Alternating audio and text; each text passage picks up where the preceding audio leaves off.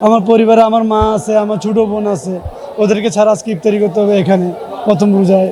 পরিবার ছেড়ে আমার ভাই আইসিইউর বেডে শুয়ে আছে।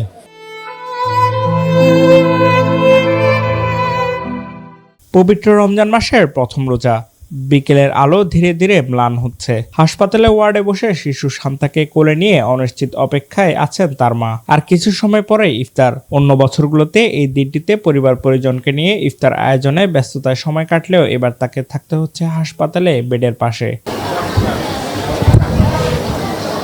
শুধু শান্তার মাই নন, এমন দৃশ্য চোখে পড়েছে চট্টগ্রাম মেডিকেল কলেজ হাসপাতালে বিভিন্ন ওয়ার্ডে। রোগী ও তাদের স্বজনদের চোখে মুখে ক্লান্তি, উদ্বেগ আর এক ধরনের নীরব কষ্ট স্পষ্ট।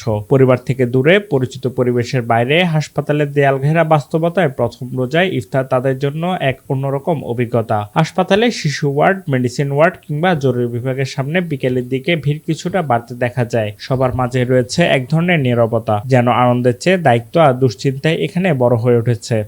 অনেক খারাপ লাগতেছে, ভালো লাগতেছে না। অন্যদিন হসপিটাল ছিলাম না, বাচ্চা থেকে অসুখ হয়েছে, আজকে অনেক খারাপ লাগতেছে। কালকে খাইয়েছিলাম, খারাপ লাগছে। ফ্যামিলি ছেলে অনেক এটা তো কষ্টই ভাই, বেশি কষ্ট। একটা ছোট মেয়েকে নিয়ে এখানে থাকছি, প্রত্যেক বছর ধরে ইফতারি করি বাসায় সবার সাথে একসাথে মিলিজুলি, আর আজকে একলা করতে হবে এখানে মেডিকেলে। এটাই আর বেশি খারাপ লাগতেছে বলতে বাসা কাজ করার মতো না। কার প্রতি বছর নিয়ে পরিবারের সাথে ইফতার করি, এবার ইফতার করতে পারতে সেজন্য অনেক খারাপ লাগতেছে পরিবারকে শিশুকে নিয়ে। কিন্তু অনেক আয়োজন ছিল, অনেক কিছু, মানে হাসি মুখে ভাবে ইফতার করতেছি, অনেক ভালো লাগে তখন, কিন্তু এবার অনেক খারাপ লাগতেছে। এই প্রথম রোজায় আমরা সবাই একসাথে ইফতার করতাম। ভাই আমার সাথে একসাথে সবাই মিলে তারাবির নামাজে পড়তে যেত, কিন্তু আজকে দেখা যাচ্ছে যে পরিবার ছেড়ে আমার ভাই আইসিইউর বেডে শুয়ে আছে। খুব খারাপ লাগতেছে যে আমার ভাই আজকে রোজাও রাখতে পারলো না, ইফতার করতে পারলো না। এই ইফতারটা সেহরিটা খুব একটা মনে পড়তেছে যে একসাথে করলাম।